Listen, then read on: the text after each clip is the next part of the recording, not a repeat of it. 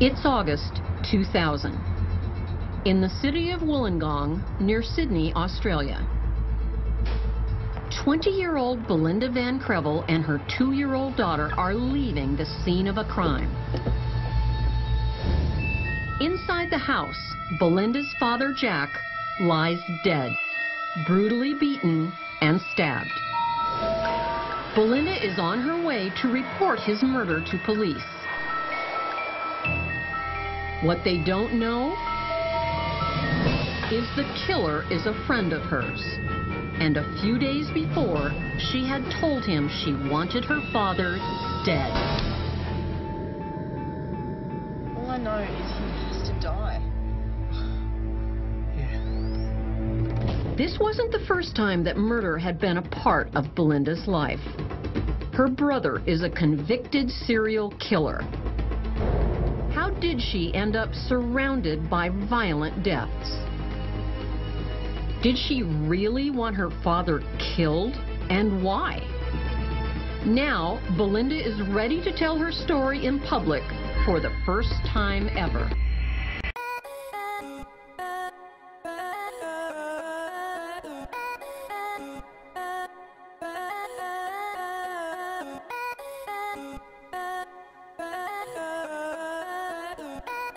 Den här dokumentären kommer vara annorlunda för att i vanliga fall så brukar jag återberätta hela processen och säga mina åsikter.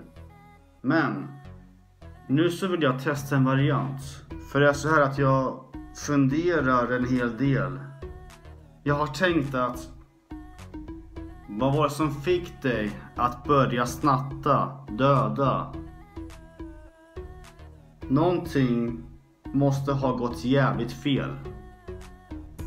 Man kan inte bara döda utan orsak. Det måste finnas ett motiv. Det måste finnas någonting i din uppväxt. Någonting trasigt. Någonting som förorsakade att du kände att du inte kunde... Alltså någonting. Och jag känner att jag vill fördjupa mig. Jag känner att jag behöver svar. Och jag tänker därför spela upp en intervju med en dömd brottsling. Förhoppningsvis så får vi en inblick hur det verkligen var. Vad som gick fel. Och kanske får vi oss en tankeställare. Jag tänker inte intervjua någon idag, men till min hjälp så har jag Candice DeLong. Hon jobbar för FBI. Hon har agerat som mullvad och tillfångatagit terrorister. Hon är expert på att förhöra mördare. Hennes jobb är att förstå dådet. Alltså motivet bakom dådet. Och den som ska bli intervjuad heter Belinda Van Crevel. Och hon är uppvuxen i ett hem där våld, mord, brott, det var vardagsmat. Modern övergav Belinda när hon var 2 år gammal. Och hon fick därför växa upp med sin äldre bror och sin pappa Jack. Och syskonen har berättat i efterhand att pappan, han brukade våldta sina barn.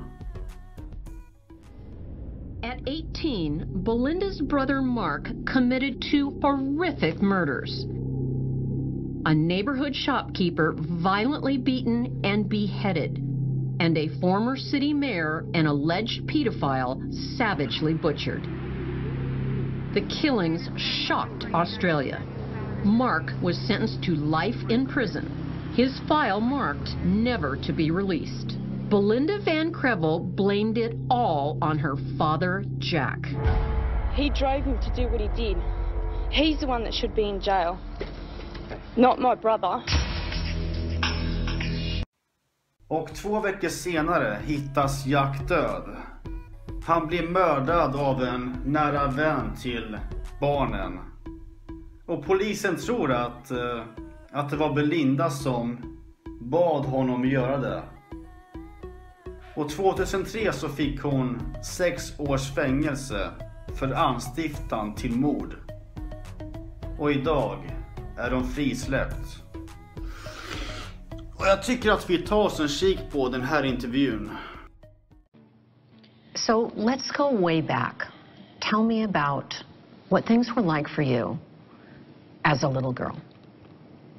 What kind of dreams did you have as a little girl? No dreams. No dreams at all? About what you wanted your future to be like? The type of No. house you wanted to live in? The type of prince you wanted to carry you away? Nothing? No. Why do you think that is? I didn't have those feelings inside me. All I had was fear. Fear of what? My father. Whether he was going to kill me, waiting for him to get home. Well, just everything was fear. I lived on eggshells. I got beaten. He beat my brother to the extent of where he was hospitalised. From being hit? From being hit, yes.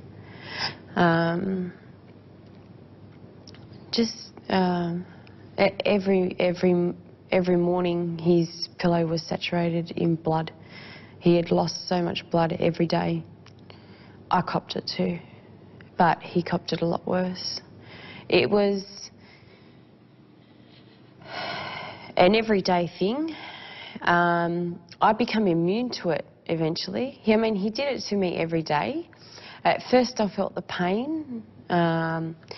Like a slap or a Oh, no, punch? not a slap. I mean, punches, kicks.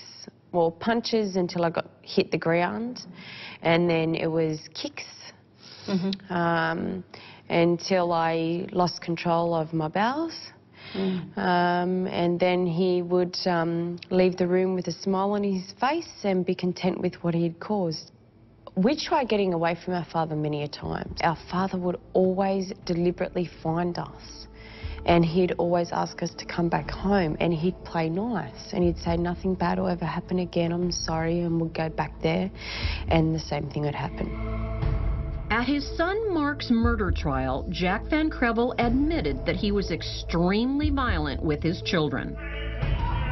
But he denied his son's other claim, that he went beyond beatings to sexual abuse. Let's talk about your father violating your brother. A horrible thing. Yep. How old was he when this started, to your knowledge? 7. And how is it that you are so sure about that? Did you witness something? My father always went into my brother's room of a night and closed the door and stayed in there for hours and never come out. We'll never know for sure what went on behind that closed door. But Mark grew up to be a very unusual boy, to say the least. Fascinated by serial killers and violence. At what point in Mark's youth did you notice that Mark had some psychological issues going on? When he walked into my bedroom and woke me up and said to me, I think I'm possessed. And I'm scared. I'm sorry. It's all right. Where would a boy hear the word possession or think of it? From our father. From your father? The way he was. No, it's just so even to look at him, you could see that he was scary. He was, but he was like, I don't know, he wasn't right. Your dad. Very scary guy. Oh, yeah. Very scary. Growing up, Belinda was torn by two powerful forces. Love for the brother who protected her, and hate for the father who assaulted them. And as we'll see, love and hate would drive Belinda to a dangerous extreme. When Belinda Van Crevel was 18, her brother Mark committed 2 incredibly violent murders. Mark claimed both his male victims had made sexual advances to him. He said it sparked memories of his father's abuse, and that triggered an extraordinary rage. What do you recall doing, if anything, at the time that you found out about not only the murders, but that Mark was responsible for them, and that they were so brutal? What kinds of things do you recall thinking? Why did it have to be my brother? He's such a beautiful person. How can your own father do so much damage to their children for Mark to be able to go that far? When I found out about what he did, I understood 100% at what he had done. I understood every reason why, and that was because of what I had seen while we'd grown up. After 2 murders, Mark surrendered to police. In court, he blamed his father's abuse for his crimes.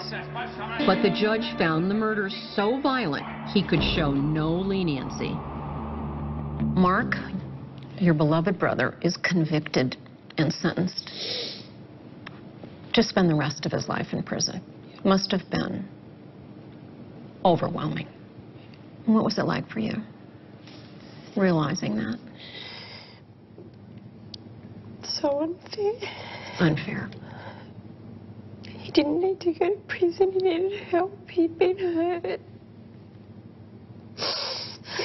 My father should have been in jail, not my brother. He caused what had happened. So why should my brother go to jail and suffer? I think Belinda is suffering from a kind of survivor guilt. Mentally, she is much stronger than her brother Mark, and her guilt may stem from the belief that she should have dealt with her father. When did you start thinking that your father needed to die?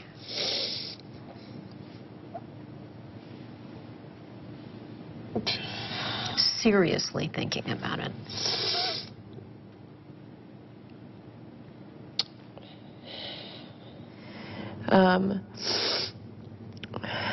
When my brother got what he got, I had thoughts about that before that, of killing him, but I couldn't do it because I had Tia.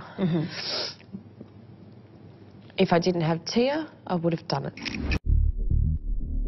A childhood of abuse at the hands of her father stoked an incredible fury in Belinda Van Crevel and her brother Mark. After losing Mark to prison, a 20-year-old Belinda was angry. Then she believed her father was abusing her 2-year-old daughter, Tia. She turned to Mark's best friend, Keith Schreiber. I told him, I can't kill him. He needs to be killed. I can't kill him. Did you ask Keith to kill your father?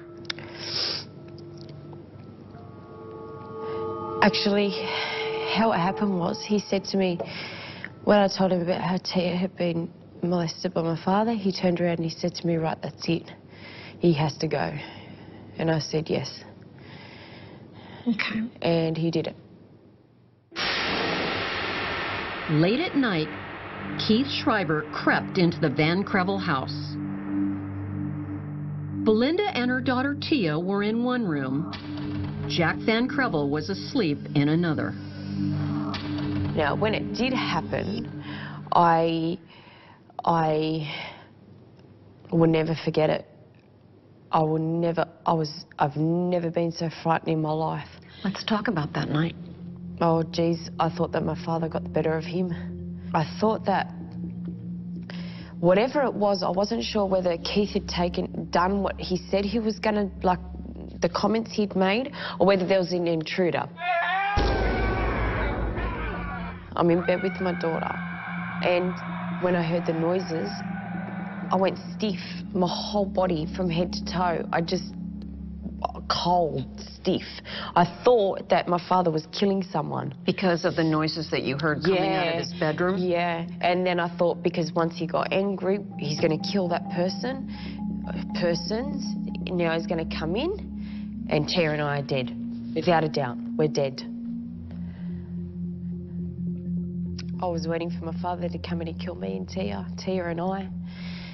He didn't. The door opened, didn't it? Yes, it did. It was almost as if somebody maybe was coming in to see if you were okay, saw that you were there in bed, and backed out. Yeah.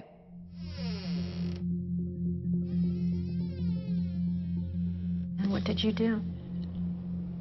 I stayed in bed for quite a while. Or I can estimate half an hour or something. Grabbed my daughter, opened the door. I saw blood. And I just went straight out, jumped into my car. Did you go check on your father? No. Okay. No.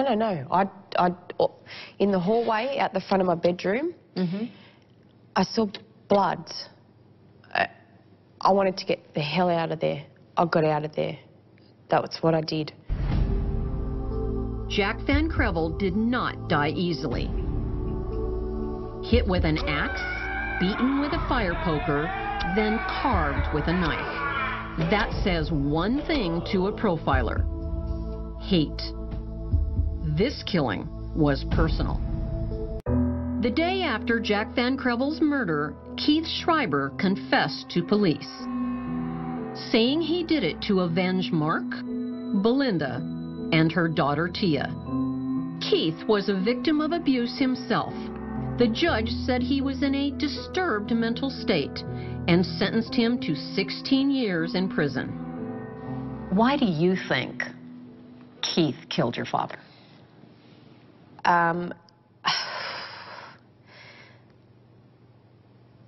Because he probably thought that I was going to do it and lose Tia, and also to impress Mark, to prove I'm a big man too, you know. What did the police think about your relationship with Keith? They thought that we were a lot closer than what we were. They, at one stage, found some receipts that I'd sent to Keith and thought that I was paying him off for the murder. What kind of receipts were they? They were just money order receipts for $50, $100, $200 here or there. And they said to me straight out, why would you send your father's killer money? I said, well, why wouldn't I? Why not? Why wouldn't I? I don't care that my father's dead. Was he a father? No, he wasn't. I'm brutally honest. I'm not going to sit here and lie and say I'm sending him money for absolutely no reason. I'm sending him money because I want to. Belinda is careful here not to admit actually paying for her father's death, but she did plead guilty to the lesser charge of soliciting his murder. That earned her a 6-year prison sentence. Yes, I pleaded guilty to the solicit of my father, and I definitely have no shame in pleading guilty to that. I did ask someone to kill my father. I did the time for that, and I did that because I had a daughter and I did not want to go to jail. If I did not have my daughter, I would have done it myself. I don't care if I would have been locked up for life. The damage he'd caused, I wanted him gone. It was either kill or be killed. How responsible are you for your father's murder? I'm glad he's dead. I'm protected, Tia's protected, other little boys are protected. However, Mark's still suffering. Jag har svårt att tro att Belinda ljuger, för att hela sitt liv har hon fått dras med detta monster. Hela sitt liv har hon levt i skräck. Och till slut så vart det för jobbigt. Jag kan förstå motivet. Jag förstår henne. Det måste vara tufft att växa upp med en förälder som våldtar och misshandlar och sätter skräck under hela ens barndom. Och i vanliga fall så brukar jag inte försvara jag är emot dödsstraff. För att det blir som en hämnd. Och jag tror inte på hämnd. Men någonstans så kan jag förstå henne. Hon hade ingen annan utväg. Jag kommer inte säga att det som hon gjorde, det var en hämnd. För att det var inte. Det som hon gjorde, det var självförsvar. För att, som hon själv sa, antingen så skulle hon dö eller han. Belinda fick 6 års fängelse för anstiftan till mord. Torpeden fick 16 års fängelse. Och hennes bror Mark fick livstidsfängelse för 2 mord som han begick. Belinda är idag en fri människa. Hon är fri från fängelse, fri från sin hemska pappa.